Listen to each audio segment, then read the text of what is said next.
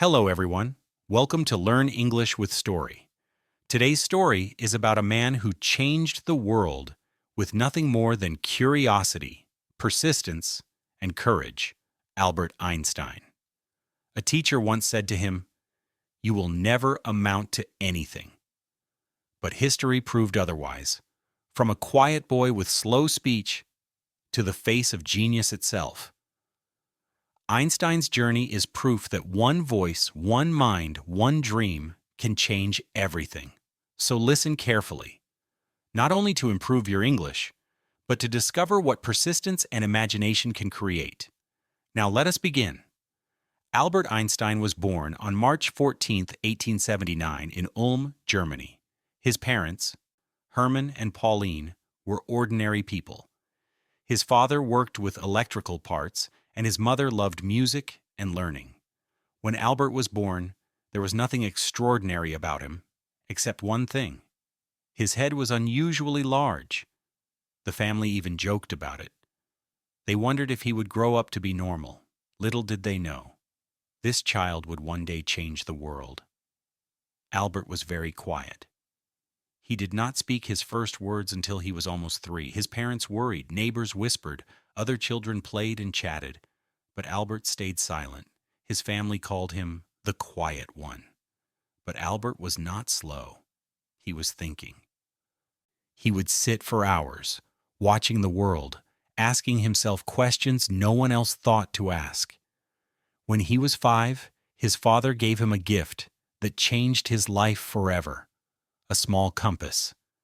Albert turned it in every direction, yet the needle always pointed north. He was fascinated. What invisible force moves it? He stared at it for hours, trying to understand. Later, he said, "That experience left a deep and lasting impression on me." That tiny compass awakened a fire. From then on, Albert wanted to discover the unseen forces that shape our world. When Albert began school, things did not go well. Schools in Germany were strict. Teachers expected students to memorize and obey. But Albert did not want to memorize. He wanted to ask questions. Teachers grew angry. One even said, "You are a disgrace. You will never be successful in life." Those words hurt. But Albert refused to let them define him. He struggled with some subjects, especially languages. But he loved one subject above all: mathematics. He called it the language of the universe. To him, solving equations was like solving puzzles. At home, his mother encouraged music. She gave him a violin. At first, he hated practice, but soon music became a way to relax, to think clearly. His uncle Jacob also supported him. Jacob loved math and taught Albert in creative ways. "Math is like a treasure hunt," he would say. "Every problem is a clue that leads to the solution." Albert listened. He was different from other children. While they played games, he read books and dreamed about light, time, and the universe. One day, walking home from school, he asked himself, what would it be like to ride on a beam of light? That question stayed with him for years. ESL Checkpoint 1. Listen and repeat. Questions open the mind. Example: Einstein believed questions open the mind. Now make your own sentence. At 15, Albert's life took a turn. His father's business failed. The family moved to Italy, but Albert stayed behind to finish school. He was lonely, unhappy, and frustrated with the strict system. Finally, he made a bold choice. He left school without finishing. Many thought he ruined his future. But Albert believed learning was more important than rules. He studied on his own: science, philosophy, mathematics. At 16, he even wrote his first scientific paper. It was not perfect, but it showed promise. He applied to the Swiss Federal Polytechnic School in Zurich, but he failed the entrance exam, especially in French and history. Another rejection, another disappointment. But Albert refused to quit. He studied harder, improved his weak subjects, and tried again. This time, he passed. At 17, he began studies in Zurich. It was one of the best schools in Europe. But again, he was different. He loved mathematics and physics, but ignored subjects he found boring. Some professors disliked him. One said, "You are a smart boy, Einstein, but you lack discipline." Albert often skipped lectures. Instead, he studied on his own, chasing questions no one else asked. What is light? How does time work? Why does gravity exist? During these years, he met Mileva Maric, the only woman in his class. Brilliant, passionate, and determined, Mileva shared Albert's love for science. Together, they spent hours discussing theories. She was not just a classmate, she was his companion and partner in dreams. In 1900, Albert graduated with a degree in physics. He was ready to start his career. But life was not ready for him. Albert applied to universities for teaching positions. One by one, they rejected him. His professors gave poor recommendations. They thought he lacked discipline. Imagine 4 years of hard work and no one wanted him. Disappointed, he took small jobs just to survive. It was a painful time. Finally, in 1902, he found work as a clerk at the Swiss Patent Office in Bern. His job was to review patent applications, new inventions seeking approval. It was not glamorous. It had nothing to do with physics. At first, he felt defeated. "I wanted to be a scientist, not a clerk," he thought. But instead of complaining, he turned the office into his thinking lab. Between reviewing patents, he scribbled notes about light, time, and energy. At night, he worked on his theories. ESL checkpoint 2, listen and repeat. Failure is not the end. Example, Einstein proved that failure is not the end. Now make your own sentence. Albert Einstein faced silence, rejection, and failure. Teachers doubted him. Schools rejected him. Employers ignored him. Yet he never gave up. So think about your own life. Have you ever been told you are not good enough? Have you ever failed an exam or felt rejected? Remember, failure is not the end. It can be the beginning, if you keep going. Albert Einstein was only 26 years old. He was working quietly in a small office in Bern, Switzerland. Not as a professor, not as a researcher, but as a patent clerk. His job was to check applications, stamp papers, and decide whether an invention was original. It sounded boring. And for many people, it would have been. But for Albert, the patent office was not a prison. It was a sanctuary. He called it his thinking lab. Every evening, after reading about machines and devices, he would sit back, scribble notes, and ask the questions that never left his mind. What is light? What is time? What is space? In 1905, he found his answers. That year is remembered as his Annus Mirabilis, his miracle year. Within just 12 months, Einstein published 4 papers that changed physics forever.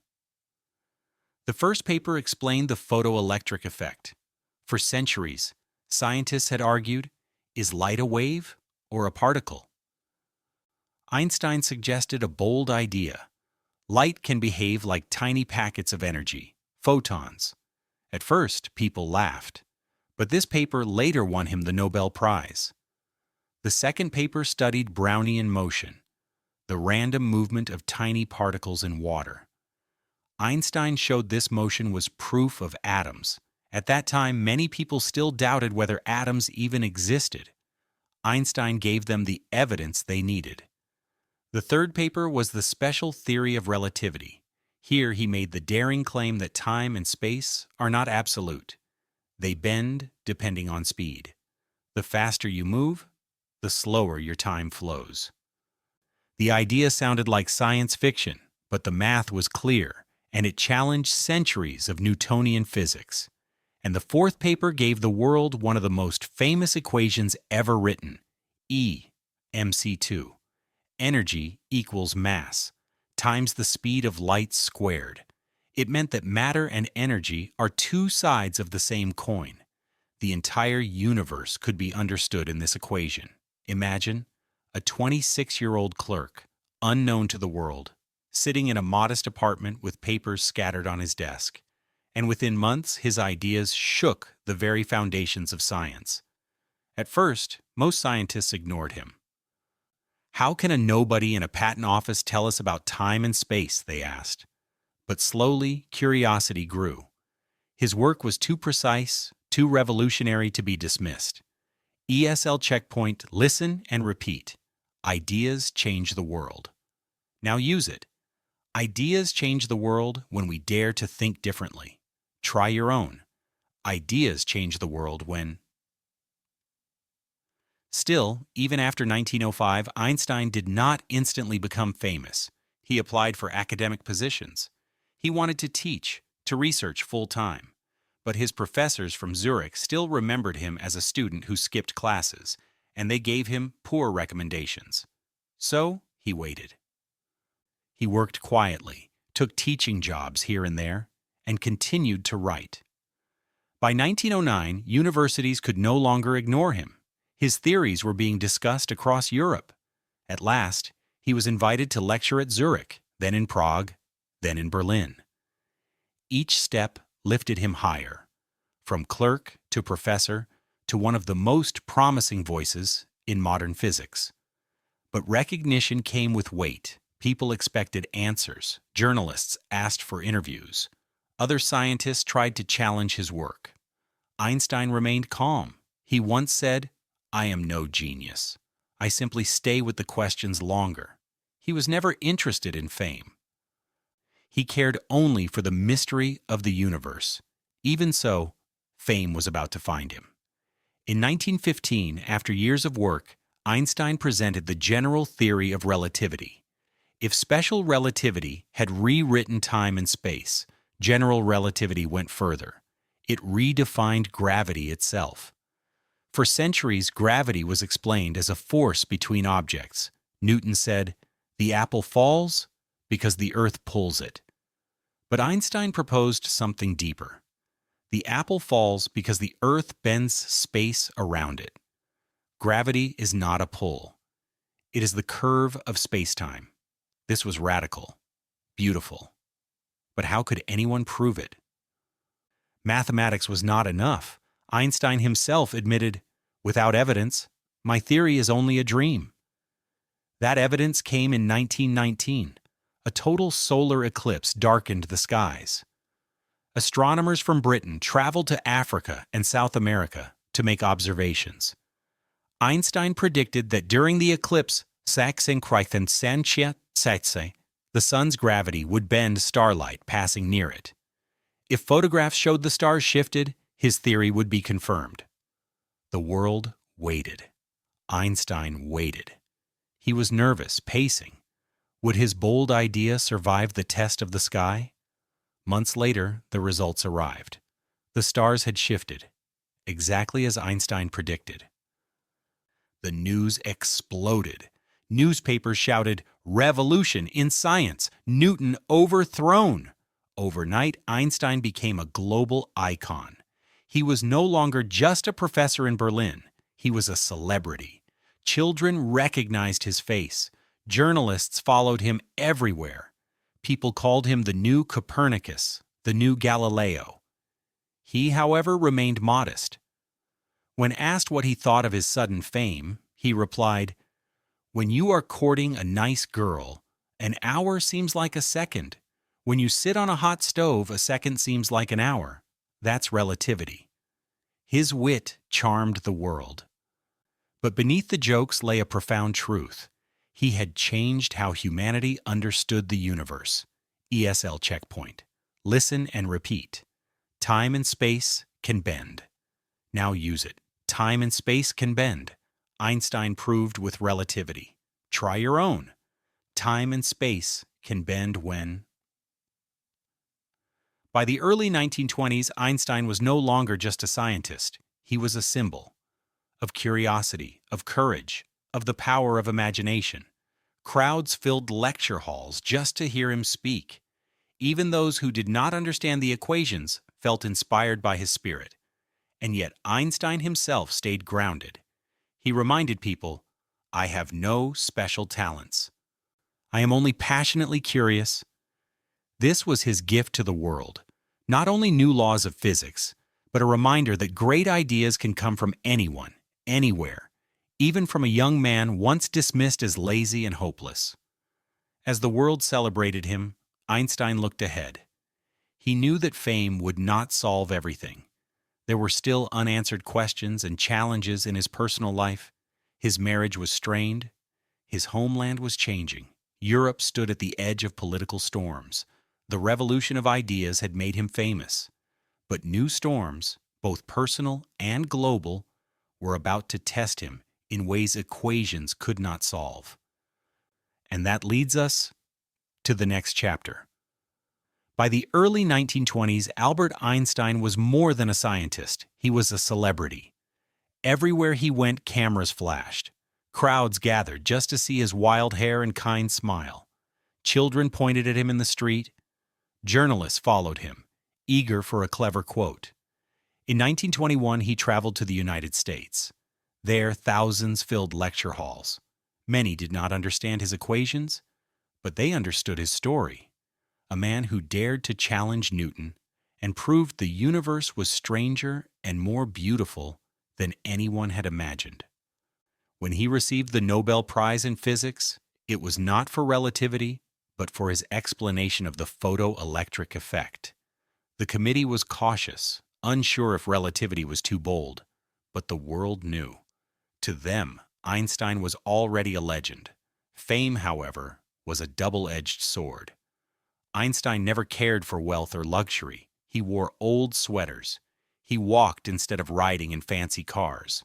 When asked why, he shrugged and said, "I'm a simple man, curious about the universe." But the fame brought pressures. Newspapers wanted daily quotes. Universities begged him to join. Politicians wanted his support. And strangers, millions of them, saw him as a hero. The 1920s were a restless time. The memory of World War I still haunted Europe. Nations rebuilt, but anger lingered.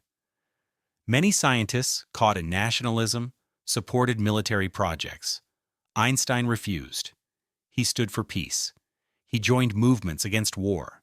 He signed petitions, gave speeches, and told the public, "Peace cannot be kept by force. It can only be achieved by understanding." Not everyone liked this. Some praised him as a moral voice. Others mocked him as naive, too idealistic. But Einstein did not waver. For him, science and humanity were connected. What good were discoveries if they were used only to destroy? At the same time, Einstein used his fame for another cause, supporting Jewish communities in Europe and beyond.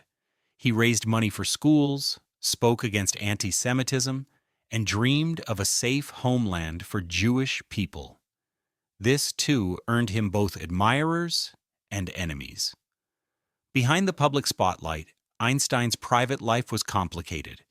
His marriage with Mileva Maric, his first wife, had collapsed years earlier. Their 2 sons lived with her, while Einstein focused on research and teaching in Berlin. In 1919, he married his cousin Elsa. She cared deeply for him, managing the endless flow of visitors and letters. Einstein was grateful, but fame meant there was little peace at home.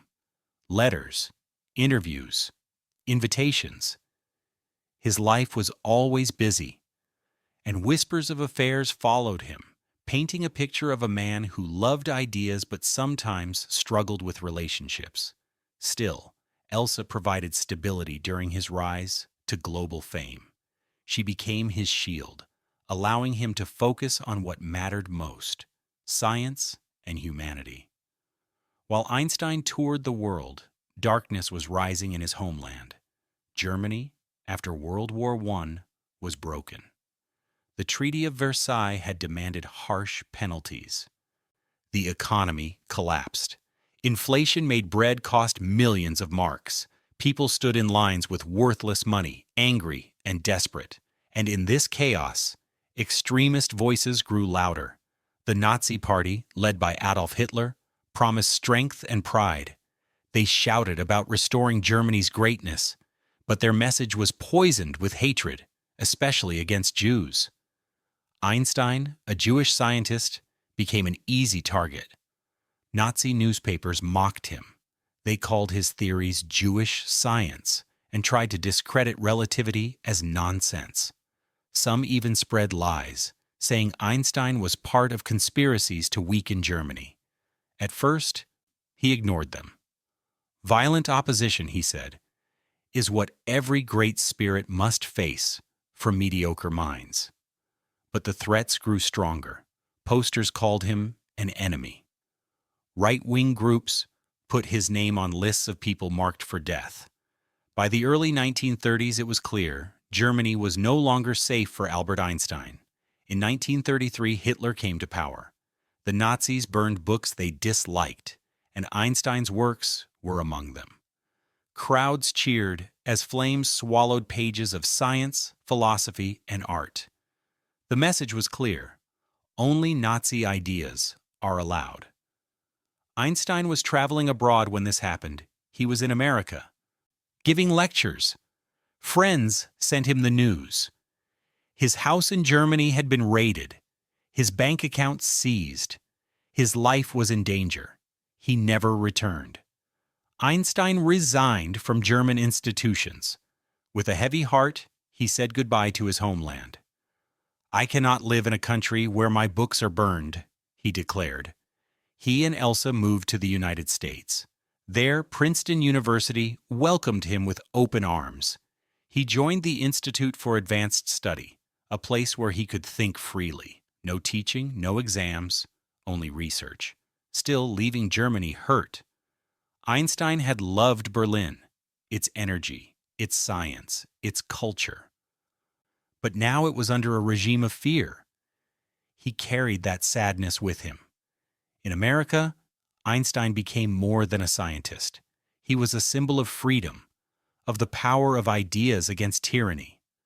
Newspapers printed his opinions. World leaders sought his advice.